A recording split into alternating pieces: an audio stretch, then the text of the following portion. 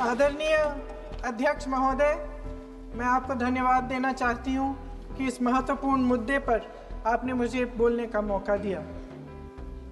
ये अलग बात है कि सत्ता पक्ष के लोग सब मेरे बोलने से पहले ही भाग गए। आइए आइए, आपको देख के मैं खुश थी कि आप वापस आ गए। सबसे पहले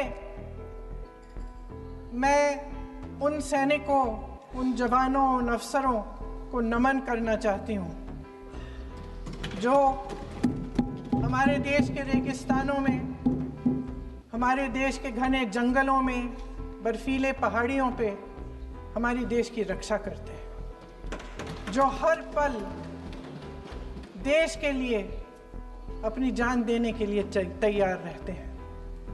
1948 से लेकर अब तक, जब से पाकिस्तानी रेडर्स ने कश्मीर पे हमला किया, तब से लेकर अब तक हमारे देश की अखंडता की रक्षा करने में उनका बड़ा योगदान है। हमारी आज़ादी अहिंसा के आंदोलन से हासिल हुई, लेकिन जैसे मैंने कहा, उसको कायम रखने के लिए हमारी सेना का बहुत बड़ा योगदान है। अध्यक्ष महोदय, कल मैं सदन में बैठी हुई सबके भाषण सुन रही थी। आदरणीय रक्षा मंत्री महोदय ने बोला, सत्ता पक्ष के कई मंत्रियों ने बोला। 1 घंटे का रक्षा मंत्री जी का लंबा भाषण था। सुनते सुनते एक बात मुझे बहुत खटक रही थी। उसके बाद जब दूसरे भाषण भी सुने आपके सत्ता पक्ष के, तब भी ये बात बार बार मेरे मन में आ रही थी कि सारी बातें कर ली, ऑपरेशन सिंदूर की बात कर ली, आतंकवाद की बात कर ली, देश की रक्षा की बात कर ली, इतिहास का पाठ भी पढ़ा दिया, लेकिन एक बात छूट गई। उस दिन 22 अप्रैल 2025 को जब 26 देशवासियों को अपने परिवार के सदस्यों के सामने खुलेआम मारा गया, तो ये हमला कैसे हुआ, क्यों हुआ?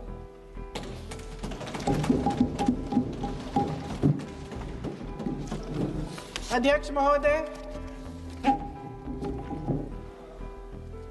ये लोग बैसारन वैली में, पहलगाम के पास कश्मीर में क्या कर रहे थे? आजकल पब्लिसिटी का दौर है, प्रचार का ज़माना है। कुछ समय से हमारी सरकार ये प्रचार कर रही थी कि कश्मीर में आतंकवाद ख़त्म हो गया है, कि कश्मीर में शांति है, अमन चैन है। प्रधानमंत्री जी ने खूब भाषण दिए, देशवासियों को कहा कि चलिए कश्मीर चलिए, सैर करिए। कई बार मैंने ये भी देखा मीडिया पर, टीवी पर, कि कश्मीर जाइए, ज़मीन खरीदिए, अब वहाँ अमन चैन है, शांति का वातावरण है। इसी बीच शुभम द्विवेदी, एक कानपुर के नौजवान, और उनके पूरे परिवार ने तय किया कि वो कश्मीर जाएंगे। शुभम द्विवेदी की 6 महीने पहले शादी हुई थी। उसकी पत्नी ने कहा कि उनके बीच एक ऐसा रिश्ता था, प्रेम और दोस्ती का ऐसा रिश्ता था कि वो एक दूसरे को बच्चों की तरह हंसाते थे। सोशल मीडिया पर एक वीडियो भी जारी है जिसमें पूरा परिवार एक साथ बैठा हुआ ताश खेल रहा है और ऐसे हंस रहे हैं कि उस वीडियो को देख के किसी का भी दिल टूट जाए कि इस परिवार को इस तरह से उजड़ने क्यों दिया हमने।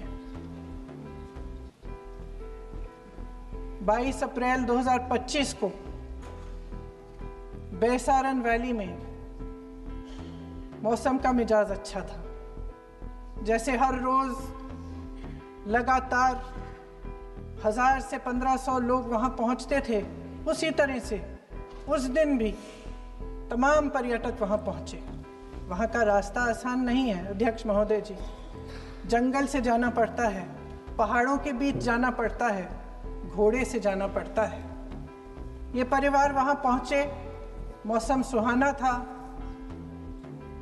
उनके बच्चे ट्रैम्पोलिन पे खेल रहे थे, कोई जिपलाइन कर रहा था, कोई चाय पी रहा था, तो कोई कश्मीर की सुंदर वादियों की ठंडी हवा का मजा ले रहा था। शुभम अपनी पत्नी के साथ एक स्टॉल पे खड़े थे। तभी अचानक 4 आतंकवादी जंगल में से निकलते हैं और शुभम को वहीं अपनी पत्नी के सामने मार डालते हैं। उसके बाद वे वहां से पूरे वैली में 1 घंटे के लिए लोगों को चुन चुन कर मारते हैं। किसी के पति को अपनी पत्नी के आंखों के सामने, किसी के पिता को अपने बेटे के सामने,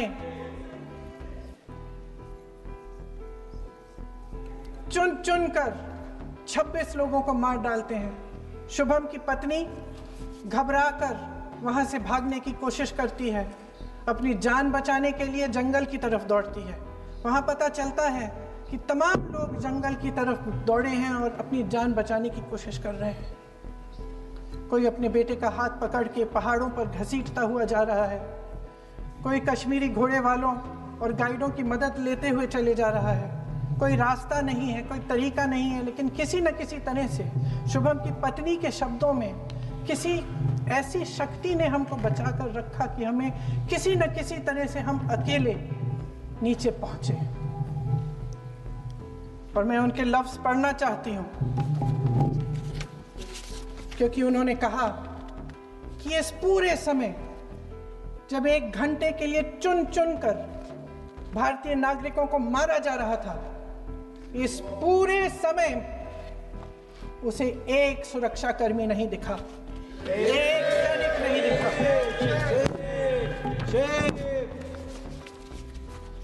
शुभम की पत्नी ने कहा, कोट, मैंने अपनी दुनिया को खत्म होते हुए देखा। अपनी आंखों के सामने एक सिक्योरिटी गार्ड नहीं था। मैं ये कह सकती हूं कि देश ने, सरकार ने हमें वहां पे अनाथ छोड़ दिया था। सिक्योरिटी क्यों नहीं थी वहां पे एक सैनिक क्यों नहीं दिखा? क्या सरकार को मालूम नहीं था कि यहां रोज 1000 से 1500 पर्यटक जाते हैं? क्या सरकार को मालूम नहीं था कि यहाँ के को पहुंचने के लिए जंगल के रास्ते से जाना पड़ता है? अगर कुछ हो जाएगा तो लोग वहां से निकल नहीं पाएंगे। एक चिकित्सा का इंतजाम नहीं था, फर्स्ट एड का इंतजाम नहीं था, कोई इंतजाम नहीं था, ना सुरक्षा का ना फर्स्ट एड का। इन लोगों को भगवान भरोसे छोड़ दिया गया। ये लोग वहां पे इस सरकार के भरोसे गए और इस सरकार ने उन्हें भगवान भरोसे छोड़ दिया।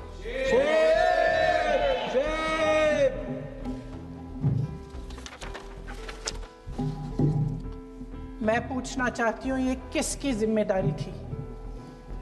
इस देश के नागरिकों की सुरक्षा की जिम्मेदारी किसकी है? क्या इस देश के प्रधानमंत्री की नहीं है? क्या इस देश के गृह मंत्री की नहीं है? क्या इस देश के रक्षा मंत्री की नहीं है? क्या एनएसए की नहीं है? अध्यक्ष महोदय, पहलगाम हमले से सिर्फ 2 हफ्ते पहले हमारे गृह मंत्री महोदय जी कश्मीर गए थे। किस लिए गए थे? जो सुरक्षा की व्यवस्था है इसको देखने के लिए गए थे, इसको रिव्यू करने के लिए गए थे। और उन्होंने वहां कहा कि आतंकवाद पर विजय प्राप्त हुई है। ये 2 हफ्ते पहले है। 3 महीने बाद जेएनके के गवर्नर साहब एक आम इंटरव्यू में ऐसे ही चलते चलते कह देते हैं कि हाँ, बैसारन वैली में बहुत लापरवाही हुई और इसके लिए मैं जिम्मेदारी लेता हूँ। ऐसे ही चलते चलते, और वो बात होती है, खत्म भी वहां होती है और वहीं खत्म हो जाती है। उनसे जिम्मेदारी ली भी नहीं जाती, कोई सवाल नहीं उठाता, कोई जवाब नहीं देता। अध्यक्ष महोदय, उस हमले की जिम्मेदारी एक आतंकवादी गुट जिसका नाम TRF है थोड़े दिनों बाद लेती है। कौन है ये TRF? 2019 में ये गुट बना। 2020 में इसने कश्मीर में आतंकवाद का काम शुरू कर दिया और अप्रैल 2020 से लेकर 22 अप्रैल 2025 तक इन्होंने 25 आतंकवादी हमले किए। गृह मंत्री महोदय ने जब यूपीए सरकार के समय के आतंकवादी हमले गिने तो लगभग 25 गिनवाए थे अभी अपने भाषण में। इस गुट ने कश्मीर में 25 हमले 2020 और 2025 के अंदर एक पूरी लिस्ट है इन हमलों की। मेरे पास इतना समय नहीं है इसलिए मैं एक एक को नहीं पढ़ना चाहती, लेकिन मैं इतना कहूंगी कि इनमें रियासी का हमला भी था 2024 का, जिसमें 9 लोग मारे गए और 41 लोग घायल हुए। कुल मिलाकर 2020 से लेकर 22 अप्रैल 2025 तक TRF ने 41 सेना और सुरक्षा कर्मियों की हत्या की, 27 सिविलियन की हत्या की और 54 लोगों को घायल किया था।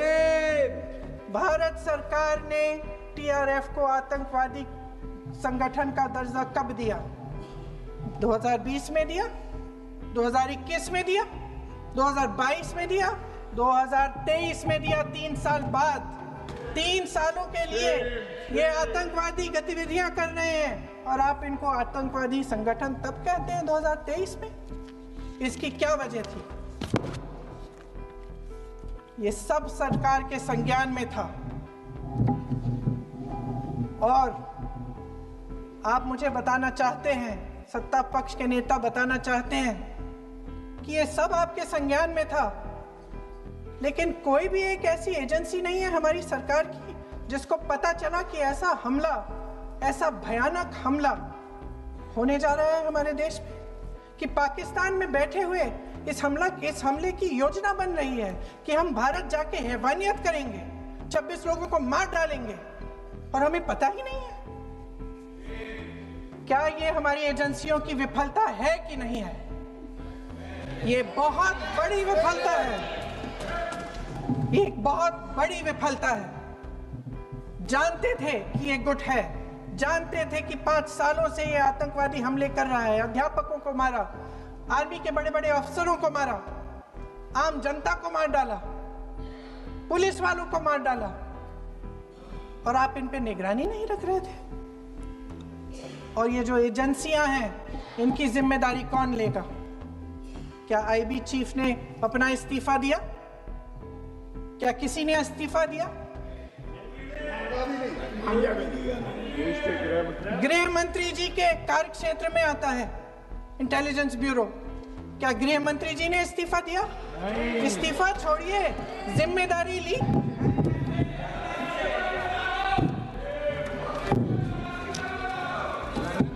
साहब देखिए, इतिहास की बात आप करिए, मैं वर्तमान की बात करना चाहती हूँ। आपको तो एक बहाना चाहिए, आपको तो एक बहाना चाहिए। पूरे परिवार का नाम गिनवा देते हैं। अरे अपनी जिम्मेदारी खुद लीजिए। 11 सालों के लिए तो सत्ता में आप हैं। नेहरू को छोड़ नहीं रहा। कल माननीय गौरव गोगोई जी ने अपने भाषण में पूछा गृह मंत्री जी से, क्या आपकी जिम्मेदारी नहीं थी? मैं देख रही थी। राजनाथ जी, रक्षा मंत्री जी यूं अपना सर हिला रहे थे, कुछ बोले नहीं। अंदर से ये महसूस हुआ होगा कि यहाँ कुछ जिम्मेदारी थी, लेकिन माननीय गृह मंत्री महोदय जी हंस रहे थे, वे हंस रहे थे।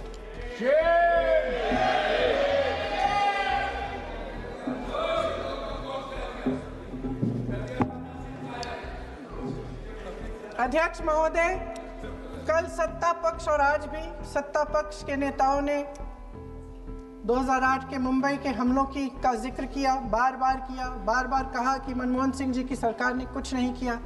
ये तो जानकारी होगी ना कि उसी समय जब वो आतंकवादी हमला चल रहा था तभी उन आतंकवादियों को मार डाला था, एक बचा था और उसको भी फांसी दे दी थी 2012 में। महाराष्ट्र के मुख्यमंत्री ने इस्तीफा दिया। देश के गृह मंत्री ने जिम्मेदारी लेकर इस्तीफा दिया। एक जवाबदेही थी पब्लिक के प्रति, एक जवाबदेही थी इस देश की जनता के प्रति, इस देश की धरती के प्रति।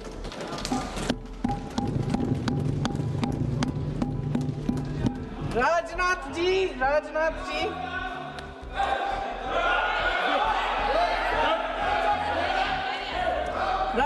जी तो पुलवामा, उरी और पठानकोट के समय गृह मंत्री रहे थे। आज वे रक्षा मंत्री हैं और हमारे गृह मंत्री महोदय श्री अमित शाह जी के नाक के नीचे पूरा मणिपुर जल गया, दिल्ली में दंगे हुए, पहलगाम में हमला हुआ और आज भी वे उसी पद पर बैठे हैं। क्यों? अध्यक्ष महोदय, बमबारी से अखबारों के हेडलाइन बनते हैं, मगर कहानी सुरक्षा में की चूक में भी है।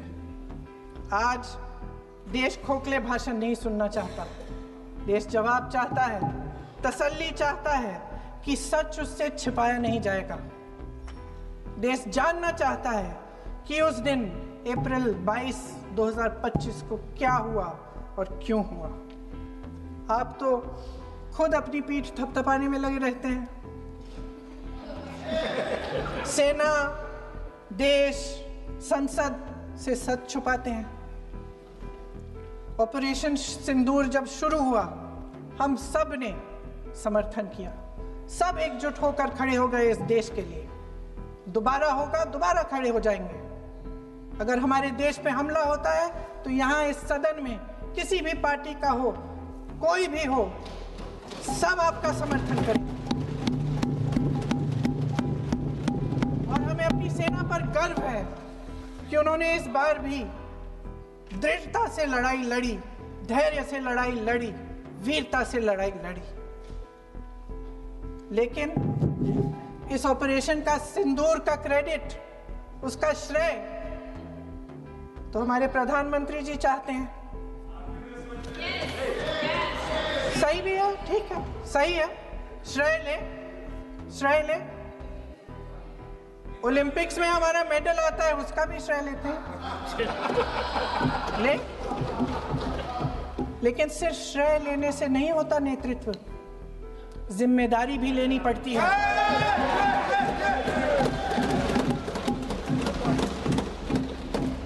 देश के इतिहास में ये पहली बार हुआ,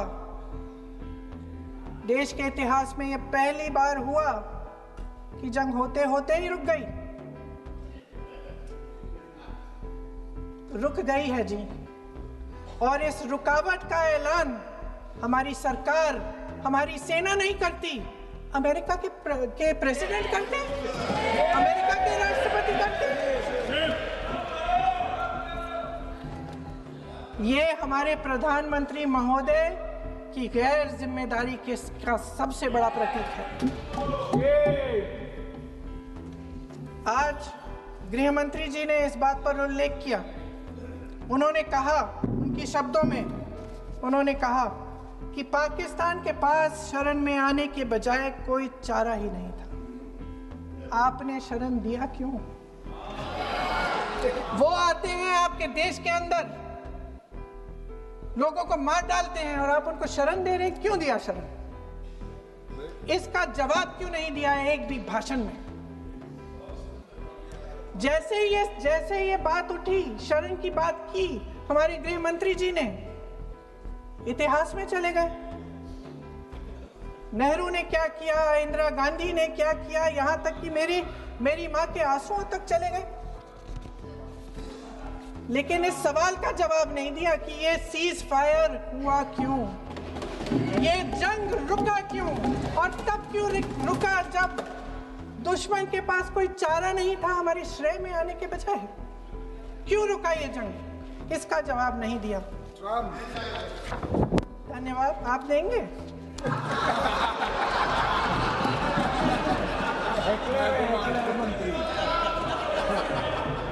देना भाई देना, आपको टाइम मिलेगा तो। टाइम नहीं मिलेगा आपको शायद। वैसे महोदय, मेरी माँ की आंसू की बात किए, मैं इसका जवाब देना चाहती हूँ। मेरी माँ के आंसू तब गिरे जब उनके पति को आतंकवादियों ने शहीद किया, जब वे मात्र 44 साल की थी।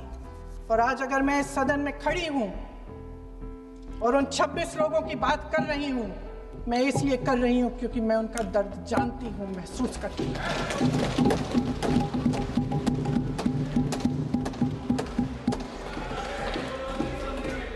अध्यक्ष महोदय, मैंने कहा कि देश का नेतृत्व सिर्फ उपलब्धियों का श्रेय लेने से मजबूत नहीं होता।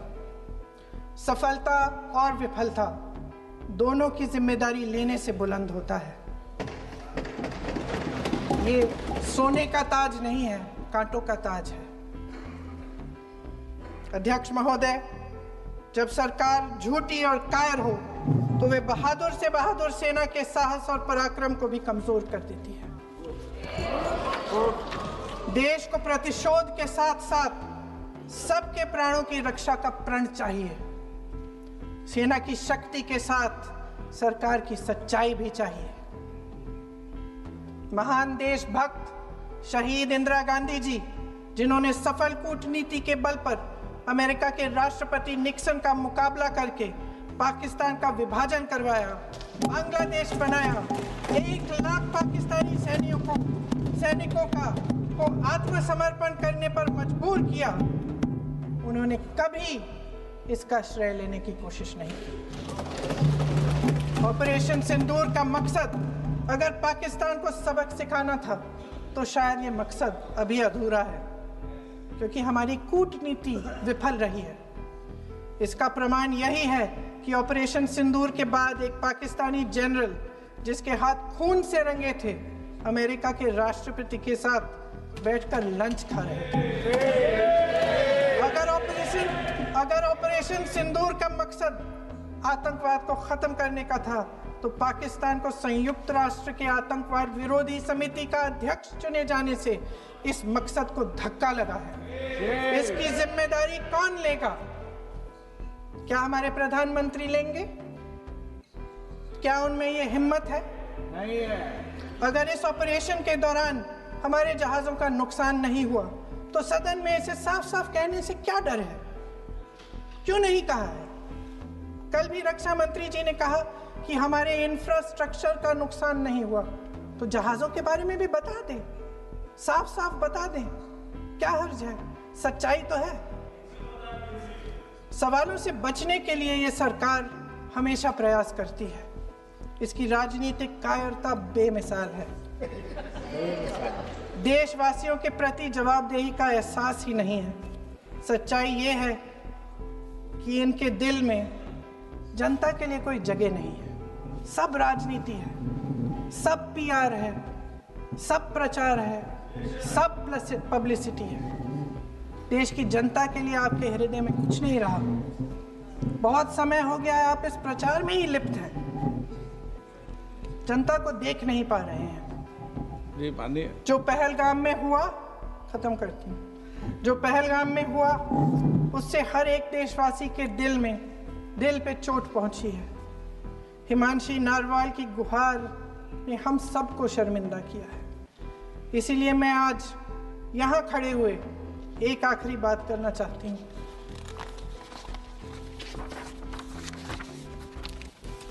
इस सदन में लगभग सभी के पास सुरक्षा है, सुरक्षा की व्यवस्था है। हम जहां भी जाते हैं हमारे साथ सुरक्षा कर्मी आते हैं। आपको भी मिल जाएगी, आप मंत्री बन जाएंगे, आपको भी मिल जाएगी। मैं मजाक की बात नहीं कर रही हूँ, थोड़ा सा धैर्य रखिए। उस दिन पहलगाम में 26 परिवार उजड़ गए। 26 लोगों को अपने परिवार के सदस्य के सामने मारा गया। 26 बेटे, पति, पिता गुजर गए।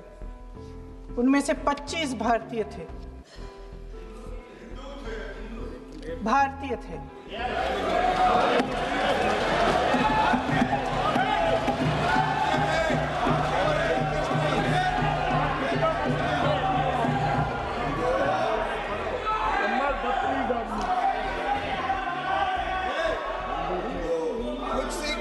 जितने भी लोग बैसारन वैली में थे और जो 25 भारतीय मारे गए, उनके लिए कोई सुरक्षा नहीं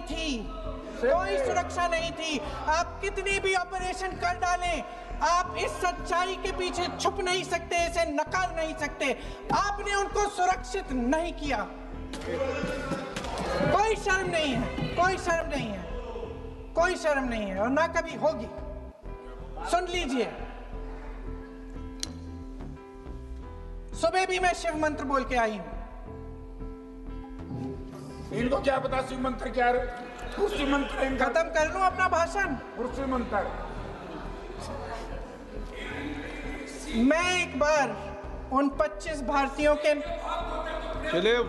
चुप रही। मैं एक बार उन 25 भारतीयों के नाम इस सदन में पढ़ना चाहती हूं, ताकि यहां बैठे हर सदस्य को यह एहसास हो कि वे भी हमारी तरह इंसान थे, किसी राजनीतिक बिसात के मोहरे नहीं थे। वे भी इस देश के बेटे थे, वे भी इस देश के शहीद हैं। उनके परिजनों के प्रति हम सब की जवाबदेही बनती है। उन्हें सच्चाई जानने का हक है। समीर गुहा भारतीय, बिट्टन अधिकारी, मनीष रंजन, हेमंत सुहास जोशी, विनय नारवाल, सुशील नथनियल, अतुल श्रीकांत मोने, सैयद आदिल हुसैन शाह, नीरज वानी, एन रामचंद्रन, संजय लक्ष्मण लेले, दिनेश अग्रवाल, दिलीप दिल से, प्रशांत कुमार सतपति, JS चंद्रमौली। अब आप बोलिए, अब आराम से। JS चंद्रमौली, यतीश परमार, S मधुसूदन राव, सदस्य नारेबाजी का सदन नहीं है। शैलेश कलाटिया, ये तरीका ठीक नहीं है आपका। मंजुनाथ राव, कौस्तभ गणबोटे, शुभम द्विवेदी,